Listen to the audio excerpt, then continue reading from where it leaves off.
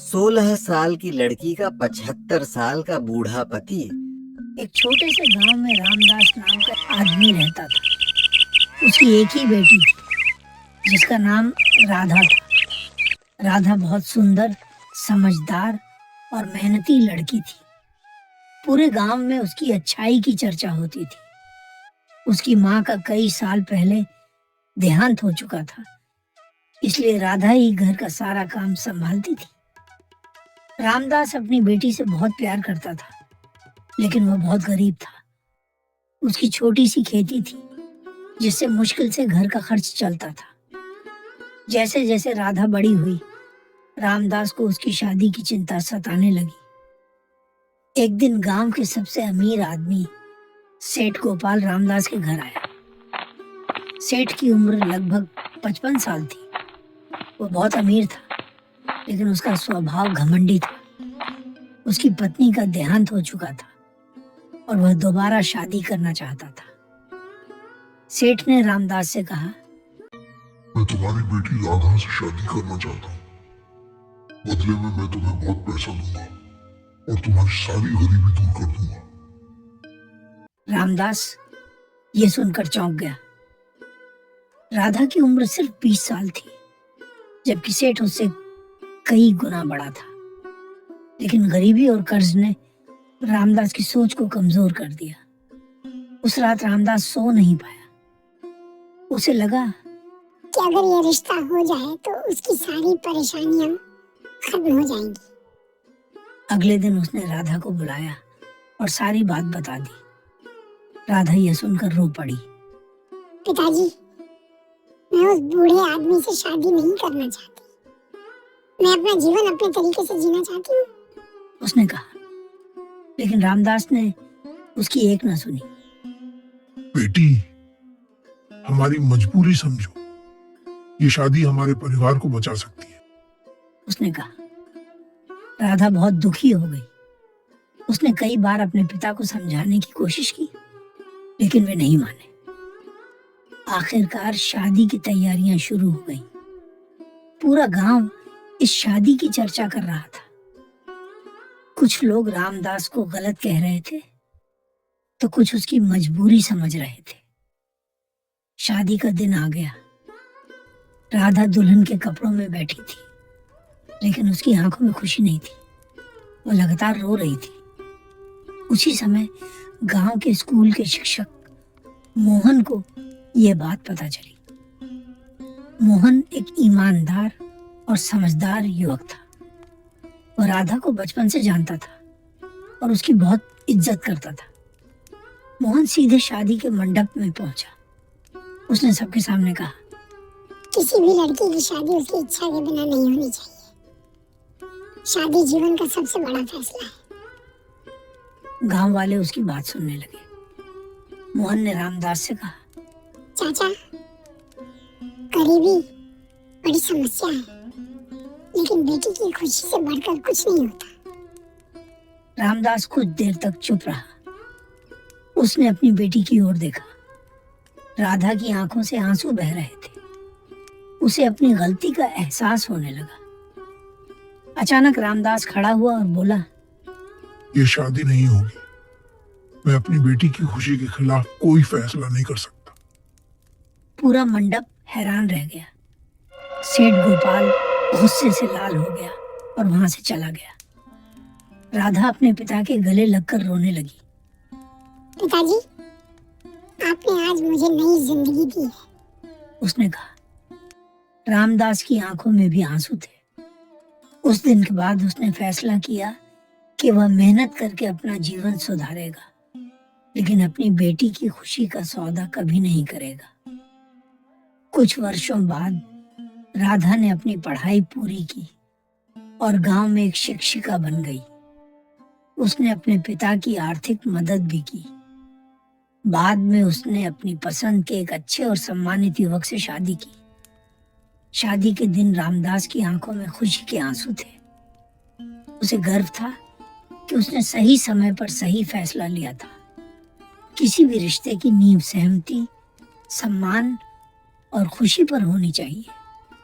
मजबूरी में लिया गया फैसला जीवन भर का दुख बन सकता है, जबकि सही फैसला भविष्य को खुशियों से भर सकता है। राजकुमारी और 6 जादुई पेड़ों का रहस्य। 2 राजकुमारी मायरा और कायरा जंगल से जा रही थी। मायरा आगे चल रही थी और कायरा पीछे। अंधेरी रात घनी गहरी हो चुकी थी, फिर भी वो चलती जा रही थी। कायरा, हम कहाँ जा रहे हैं? सुबह से हम चल रहे हैं, लेकिन हमें जाना कहाँ है ये पता ही नहीं। तुम कुछ बताते भी नहीं, बस मुझे चलने को कह रहे हो। दी, हम लोग जा रहे हैं 6 पेड़ों का रहस्य जानने। मैंने सुना है जो उन 6 पेड़ों का रहस्य जान लेगा उसे हमारे राज्य का राजा या अधिकारी बना दिया जाएगा। इसलिए मैंने सोचा हम दोनों चलते हैं। चलिए दीदी, चलते हैं। दोनों फिर से चलना शुरू कर दिया। अचानक जंगल को बीचों बीच उन्हें सुंदर 6 पेड़ दिखे, जिन्हें अलग अलग फूल थे। दी, यही वो पेड़ है जिसकी हम खोज कर रहे थे। इनकी खुशबू देखी, ऐसा लग रहा है मानो हमें अपनी ओर खींच रही है। चलो ये 6 पेड़ों के फूल तोड़कर राज्य ले जाते हैं, फिर पिताजी को दिखाएंगे और कहेंगे उनकी बेटियां किसी से कम नहीं, वो राज्य की रानी बनने के लायक है। ये सही बात है कायरा, लेकिन इन फूलों को तोड़ना मुझे नहीं लगता इतना आसान होगा, क्योंकि इनका रहस्य जानने के लिए कई बड़े बड़े लोग आए लेकिन जान नहीं पाए। इन्हें छूने से पहले सावधान, कहीं कोई मुसीबत ना आ जाए। मुझे तो यहाँ पर किसी की शक्ति होने का आभास हो रहा है। चलो पीछे हटो, वरना कोई। तभी अचानक हवा चलने लगी। कायरा की बात सच होने लगी। अचानक वहाँ 6 पेड़ों पर 6 भयानक चुड़ैलें दिखी। मायरा और कायरा दोनों डर गई, उन्हें पता नहीं क्या करें। आप लोग कौन हैं? और आप लोग इतने डरावनी इस जंगल में क्या कर रहे थे? मैंने कहा था मायरा, यहाँ से चलो, अब हमारी जिंदगी खत्म। मुझे नहीं लगता कि हम अब वापस राज्य जा पाएंगे। तुम्हारी बचकान हरकतों की वजह से आज हमारी जान तो चली ही जाएगी। ये लोग हमें छोड़ने वाले नहीं। देखो कितनी भयानक चुड़ैलें हैं, ये सब अपने पेड़ों की रक्षा कर रही हैं। अचानक वहाँ बिजली कड़कती है तभी, और एक सुंदर परी वहाँ पर प्रकट होती है और वो मायरा कायरा को देखता है। तुम दोनों यहाँ आ तो गई हो, लेकिन जाओगी हमारी मर्जी से। इन 6 पेड़ों के फूल तोड़ना इतनी आसान नहीं। इन पेड़ों में अलग अलग शक्तियाँ हैं। ये जिस राज्य में भी जाएगी फूल, वह समृद्ध बन जाएगा। उस राज्य को किसी चीज़ की कमी नहीं होगी। लेकिन उसे ले जाने से पहले तुम्हें कुछ ये साबित करना होगा कि तुम्हारा मन कितना निष्पाप है। तभी ये फूलों की तुम हकदार बनोगी और यहाँ से फूल ले जा पाओगी। हाँ, हम ये कैसे साबित कर सकते हैं? हमें इनके बारे में कुछ नहीं पता।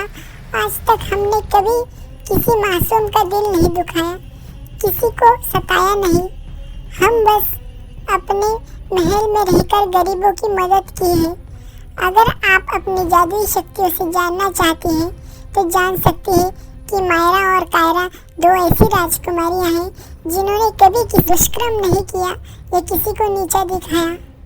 हम वो राजकुमारियां हैं जो हमेशा लोगों की मदद करते हैं। ये बात तो तुम्हारी सही है।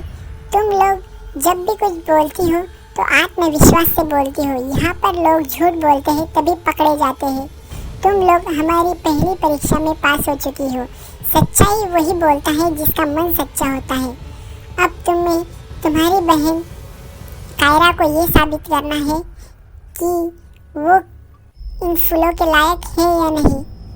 बताओ कायरा, क्या तुम? हाँ, मैं तैयार हूँ। मेरी दीदी ने जैसे कहा हम सब वैसे ही करते हैं, पर मैं कभी किसी जानवर पर अत्याचार नहीं किए।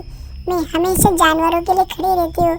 मैंने हमारे सभी जानवरों के लिए एक प्रयोगशाला बनाई है, जहाँ पर जिसे किसी को भी कोई बीमारी हो तो मैं उनको यूँ ठीक करने के लिए वैद्य को बुलाती हूँ, उनकी मदद करती हूँ। मैंने हज़ारों जानवरों को ठीक किया है। अगर आपको ये बात मेरी झूठ लगती है तो आप भी अपनी जादुई शक्तियों से जान सकती है। तुम सही बात कह रही हो मायरा, तुम दोनों बहनें इन फूलों की हकदार हो। जब आप तक यहाँ जो भी आया सब लालच से आए, लेकिन तुमने अपनी अच्छाई लेकर आई और अच्छाई हमेशा जीतती है। मैं तुम्हें इन 6 रहस्यमय पेड़ों के फूल देती हूँ, जिससे तुम्हारी जिंदगी बदल जाएगी और तुम्हारा राज्य इतना समृद्ध बन जाएगा कि कोई उसका बराबरी नहीं कर पाएगा। तुम दोनों बहनों ने वो कर दिखाया जो बड़े बड़े लोग नहीं कर सकते थे। इस जंगल के वो रहस्यमय फूल जो इतने चमत्कारी हैं, तभी अचानक वहाँ पर 6 पेड़ों के अलग अलग फूल प्रकट होते हैं और वो दोनों बहनों मायरा और कायरा के पास चले जाते हैं। धन्यवाद परी, हमारी अच्छाई जानने के लिए। हमें लगता था हम सिर्फ अच्छाई करते हैं, इसका हमें कभी फल नहीं मिलेगा, लेकिन आज हमें पता चल गया अच्छाई कभी खाई में नहीं जाती। और दोनों मायरा और कायरा अपने राज्य वापस आ गए फूल लेकर।